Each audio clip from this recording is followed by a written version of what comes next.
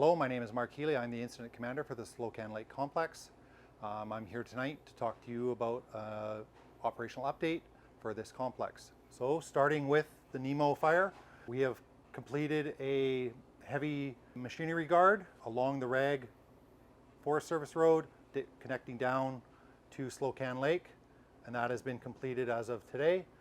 Continuing on down to Wilson Creek to this fire, we have crews hot spotting in there today, and tonight we are going to have a drone scan of this fire looking for specific hot spots to get full extinguishment of this fire.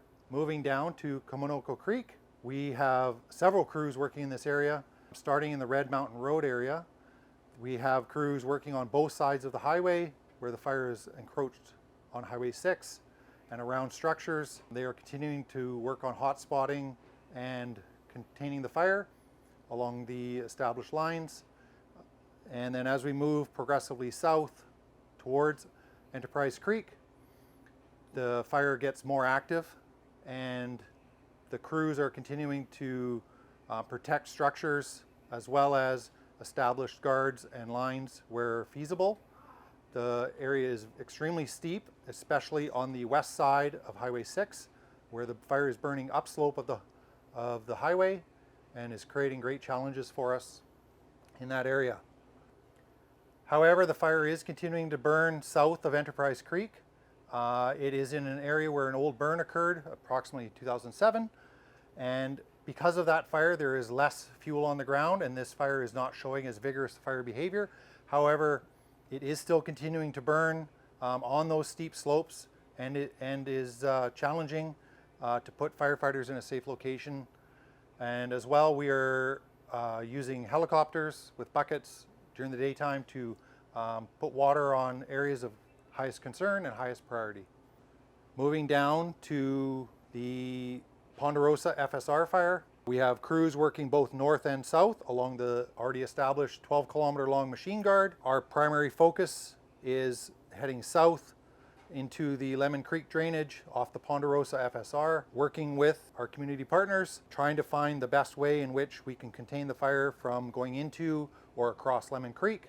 And then to the north, we are also having crews progress along the guard where the fire is moved down with small hand scale ignitions and working up and around towards the end of the guard there, hoping to achieve containment on the western side of this fire. In addition, on the Ponderosa fire, there's two points where the fire naturally reached down to the guard on Sunday.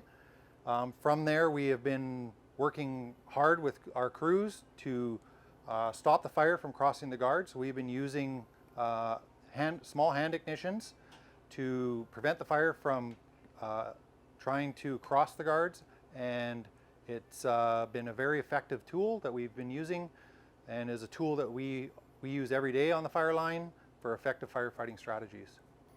Moving over to the Mulvey fire, we have great containment from the planned ignition that occurred here. Crews are continuing to mop up the line up to 100 feet, and this fire is active once again and is active here on the south flank and as well as up into the park.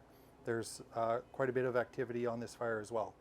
Well inside the park, and the growth of the fire is heading in a northwesterly direction on the northern side.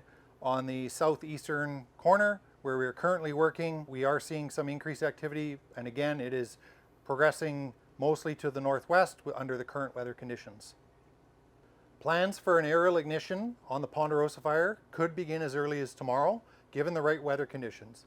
The intention is to allow the crews to work safely along the established guard, bringing the fire to the guard in a safe manner so that we can achieve containment on the entire western flank of the Ponderosa fire. From Friday through Monday, the dense smoke layer that we had brought humidity levels up and brought temperatures down by about 5 degrees in the area. So this diminished fire behavior along the whole complex. And now that this smoke has started to clear, what we have is an increase in fire behavior. So you'll see more smoke in the air, more active fire, much more visible, especially in the evenings, because you'll see that open flame up on the hillsides And we're monitoring all of that, as now we can also go in and fly with our helicopters and observe where the fire is directly, which also allows us to go in with our helicopters and bucket where it's deemed a high priority to put water on the fire and make it much more safe for our crews.